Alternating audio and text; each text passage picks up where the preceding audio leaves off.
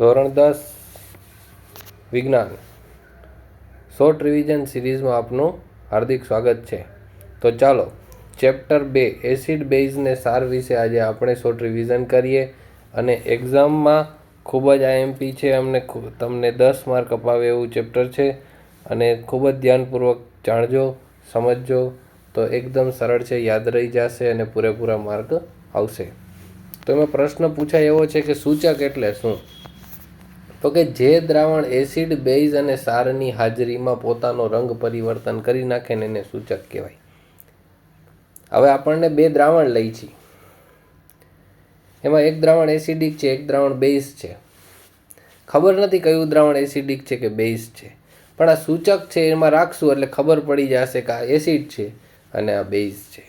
તો સૂચકના 3 પ્રકાર છે: કૃત્રિમ સૂચક, કુદરતી સૂચક અને દ્રાણેન્દ્રિય સૂચક. તો કૃત્રિમ સૂચક એટલે શું? કે જે કંપનીમાં બનાવવામાં આવે છે, મિથાઇલ ઓરેન્જ અને ફિનોલ્ફથેલિન, જે પોતાના રંગના શેડો ઉપરથી બતાવી શકે છે કે આ દ્રાવણ એસિડિક છે કે બેઝ છે. પછી કુદરતી સૂચક, જે કુદરતી રીતે આપણને મળે છે, હળદર, લાલ કોબીજના પાન, લિટમસ પેપર, જે એસિડમાં પોતાનો રંગ પરિવર્તન કરે છે, બેઝ. દ્રાણેન્દ્રિય સૂચક, દ્રાણ એટલે કે વાસ બદલાઈ જાય. લવિંગ, વેનીલા અને ડુંગળી એ દ્રાણેન્દ્રિય સૂચકો છે.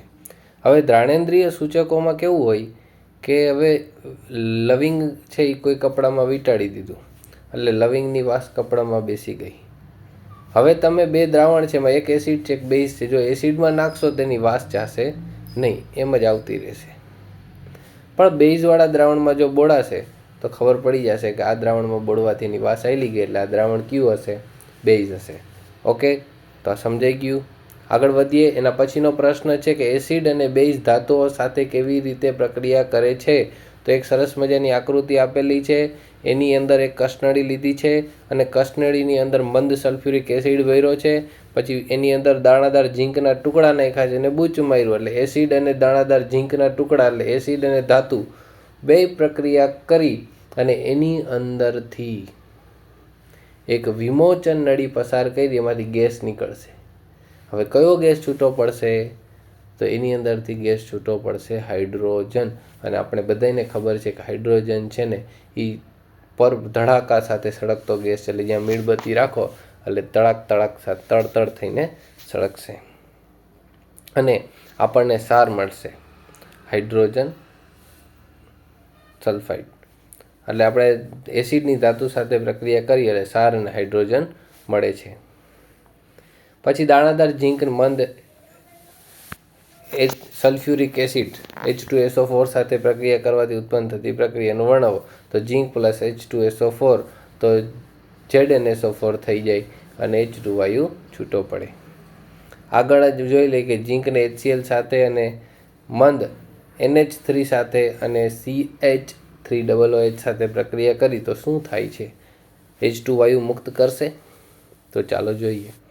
તો ઝીંકને આપણે HCl સાથે પ્રક્રિયા કરી, આગળ આપણે પ્રયોગ જોયો તો આપણને ખબર જ છે કે એમાં H2 વાયુ મુક્ત કરશે. હા, HCl સાથે પ્રક્રિયા કરશો તો H2 વાયુ મુક્ત કરશે, પણ ઝીંક છે એ HNO3 સાથે પ્રક્રિયા કરીએ તો H2 વાયુ મુક્ત થતો નથી.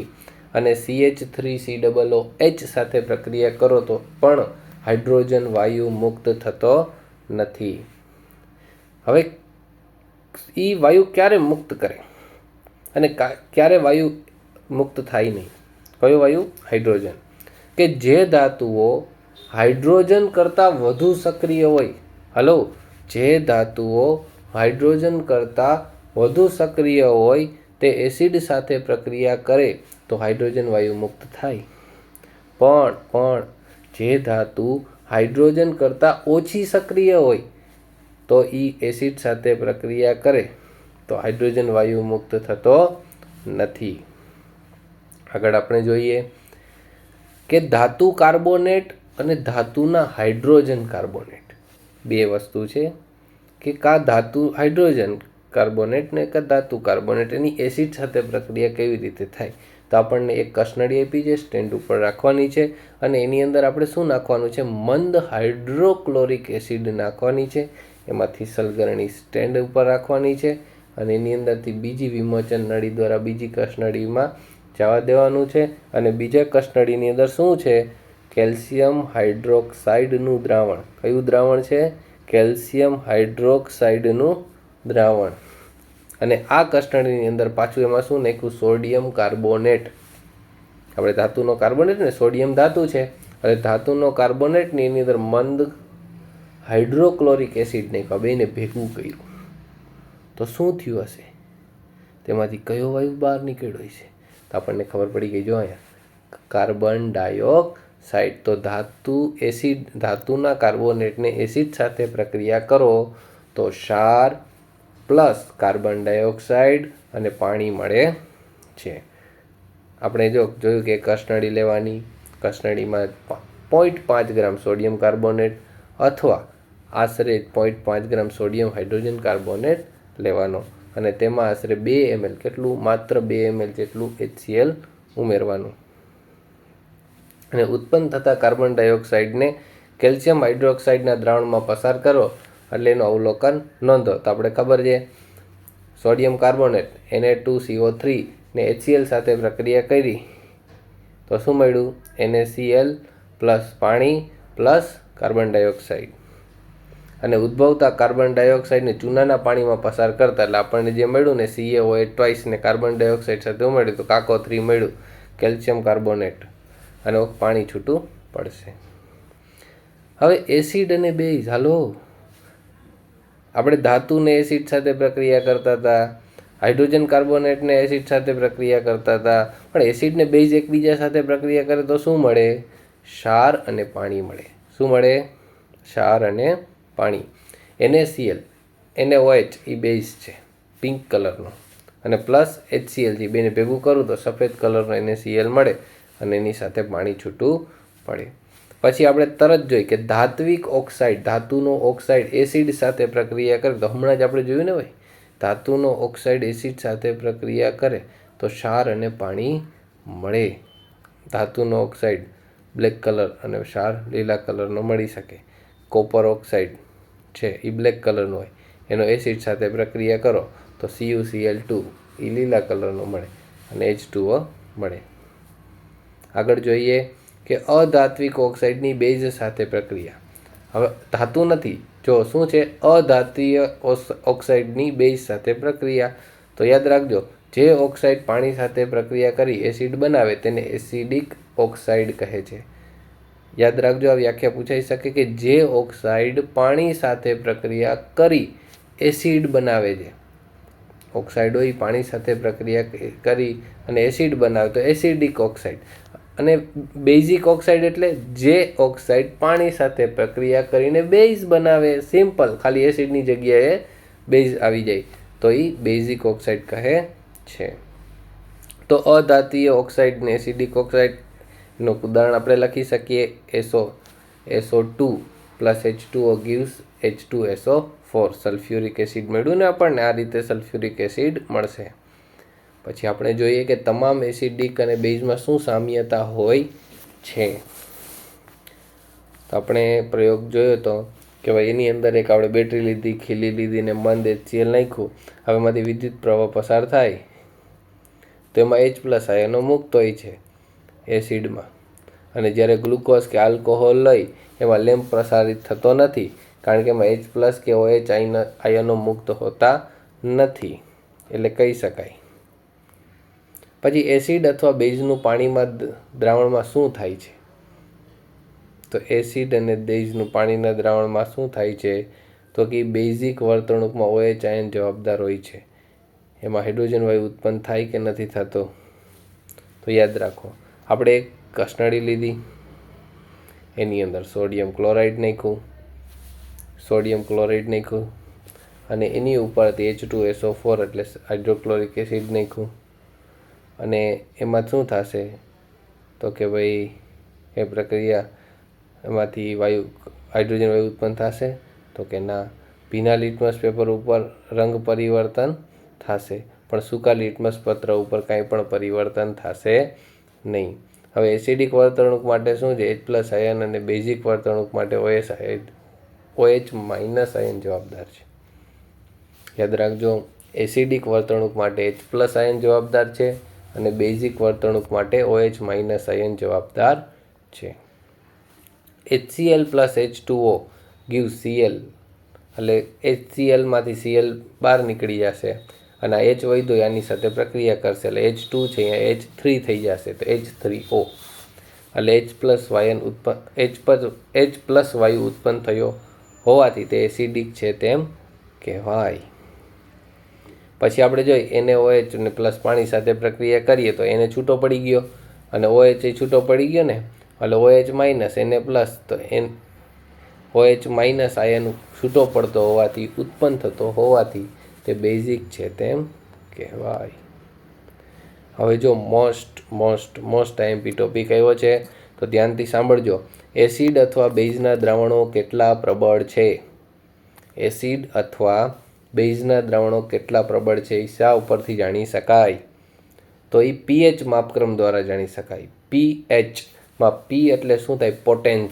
પોટેન્સનો મતલબ થાય શક્તિ. અને pHનું માપન આપણે હોય તો 0 થી લઈને 14 સુધી લઈ શકાય. શક્તિ, P એટલે થાય પોટેન્સ, શક્તિ. શક્તિ કોની? હાઇડ્રોજનની. જેમાં હાઇડ્રોજન વધારે હશે એ એસિડિક હશે અને એની શક્તિ વધારે હશે. તો એ માપક્રમ આપણે કેટલા સુધી હોય છે? pHનું 0 થી 14 સુધી હોય છે અને એમાં 7 છે એ તટસ્થ માપક્રમ છે. pH 7 થી ઓછા હોય એ બધા એસિડિક દ્રાવણમાં આવે. જો મેં તો આકૃતિમાં દર્શાવેલું જ છે કે 0 થી 7 સુધી જેનું દ્રાવણ pH હોય એ બધા એસિડિક સ્વભાવના કહેવાય અને 7 થી 14 હોય એ બધા કેવા કહેવાય? બેઝિક સ્વભાવના કહેવાય. પણ માત્ર 7 હોય એ ન એસિડ કહેવાય ન બેઝિક કહેવાય, એ તટસ્થ કહેવાય. તો વિદ્યાર્થી મિત્રો, pHનું મહત્ત્વ શું છે? આમાં એક પ્રશ્ન બોર્ડમાં હશે ને હશે જ. એકદમ મોસ્ટ IMP છે તો ધ્યાનપૂર્વક સાંભળજો કે દૈનિક જીવનમાં pHનું મહત્ત્વ શું. કે આપણે સવારથી લઈને રાત સુધી આખા દિવસ દરમિયાન ઘણી બધી દેહધાર્મિક દૈનિક જીવનમાં ક્રિયાઓ કરતા હોય છે.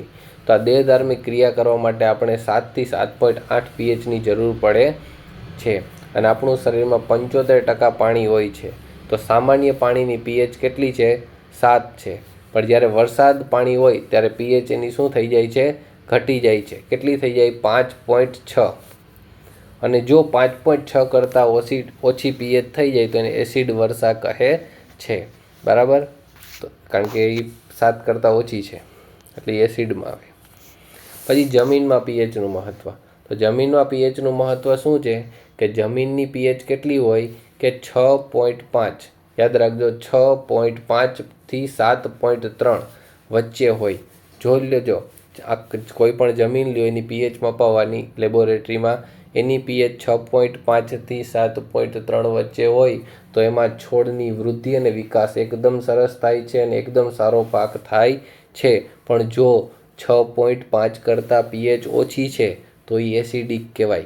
શું કહેવાય? એસિડિક જમીન કહેવાય. અને આવી જમીનને તટસ્થ કરવા માટે આપણે લાઇમ ઉમેરવું જોઈએ. CaO લાઇમ ઉમેરવું જોઈએ, કેલ્શિયમ ઓક્સાઇડ. પછી આપણે જોઈ કે હવે જ્યારે pH છે એ કોઈ જમીનની 7.3 કરતાં વધારે છે. કેવી છે? 7.3 કરતાં વધારે. તો એવી જમીનને તટસ્થ કરવા માટે આપણે એમાં જીપ્સમ ઉમેરવાનું છે. હાલો, એના પછી જોઈ પાચન તંત્રમાં pHનું મહત્ત્વ. પાચન તંત્રમાં pHનું મહત્ત્વ શું છે? તો કે જઠર. પાચન તંત્રમાં આપણું મહત્ત્વનું અંગ છે જઠર. તો જઠરની અંદર શું હોય? HCl, હાઇડ્રોક્લોરિક એસિડ, એટલે એસિડ હોય અને એ ખોરાકમાં પાચનમાં મદદ કરે છે. પણ ક્યારેક આપણે તીખું તળેલું એવું ખાઈ તો વધુ માત્રામાં HCl ઉત્પન્ન થાય છે અને આપણા જઠરમાં બળતરા થાય છે અને જેથી કરીને આપણે બેઝ લઈએ છીએ. એટલે એમાં પણ pHનું ખૂબ મહત્ત્વ છે. એન્ટાસિડ એટલે ખાવાનો સોડા. ખાવાના સોડાનું સૂત્ર યાદ રાખજો, N2HCO3 અને મિલ્ક ઓફ મેગ્નેશિયા MgOH2. આ બંને લેવાથી આપણે એસિડિટી દૂર થાય છે. પછી આપણા દાંતનું શયન, આપણા પીએચનું બહુ મહત્ત્વ છે દોસ્તો. દાંતનું શયન, દાંત છે એકદમ મજબૂત અંગ છે આપણા શરીરનું. હવે દાંતનું શયન, દાંતનું સડવું એ રોકવા માટે પીએચનું મહત્ત્વ શું છે કે આપણા દાંતની પીએચ હોય 5.5. હવે દાંતની પીએચ 5.5 કરતાં ઘટી જાય તો દાંતમાં સડો થાય છે. આપણા જે દાંતનું ઉપરનું પડ હોય ને એ કેલ્શિયમ ફોસ્ફેટ Ca3PO4 ટ્વાઇસનું એટલે કેલ્શિયમ ફોસ્ફેટનું બનેલું હોય છે, જે પાણીમાં ક્યારેય ઓગળતું નથી. પણ આપણે જ્યારે જમ્યા બાદ કોઈ વસ્તુ ગળી ઠંડી ખાધા બાદ આપણે જ્યારે દાંતમાં કોગળા કરતા નથી ત્યારે એ કણો એની અંદર રહી જાય છે અને ધીરે ધીરે દાંતની પીએચને ઘટાડે છે. અને પીએચ 5.5 કરતાં ઘટી જાય તો જે ઉપરનું કેલ્શિયમ ફોસ્ફેટનું જે પડ છે એ ખવાઈ જાય છે અને દાંતનું સડી જાય છે. તો યાદ રાખજો. પછી આપણે નેક્સ્ટ છે કે મધમાખીનો ડંખના ઉપચારમાં, તો ડંખ છે એ એસિડ મુક્ત કરે છે. મધમાખીનો ડંખ હોય શું કરે? એસિડ મુક્ત કરે, જેથી કરીને આપણને દર્દ થાય અને સોજો આવી જાય. તો એની અંદર બેકિંગ સોડા આપણે ચોપડવાથી લગાડવાથી એ છે એ દર્દમાં રાહત મળે છે. પછી કૌવચ વનસ્પતિના ડંખમાં કયો એસિડ હોય છે? તો કૌવચ વનસ્પતિની અંદર રોમમિથેનોઇક એસિડ. કેવો? રોમમિથેનોઇક. હજી એકવાર, રોમમિથેનોઇક એસિડ. બરાબર છે. આગળ આપણે જોઈ વિરંજન પાવડર, બ્લીચિંગ પાવડર, ધોવાણનો સોડા, એટલે આ બધી વસ્તુને શું કહેવાય? Bleaching powder. હવે ક્લોરીનના શુષ્ક ફોડેલા ચૂના, ક્લોરીન Ca, શુષ્ક ફોડેલા ચૂના એટલે CaOH ટ્વાઇસ સાથે પ્રક્રિયા કરવાથી વિરંજન પાવડર મળે છે. ક્લોરીન Cl2 એને આપણે શુષ્ક ફોડેલો ચૂનો CaOH ટ્વાઇસ સાથે પ્રક્રિયા કરો એટલે આપણને શું મળે? વિરંજન પાવડર. CaOCl2, CaOCl2, શું?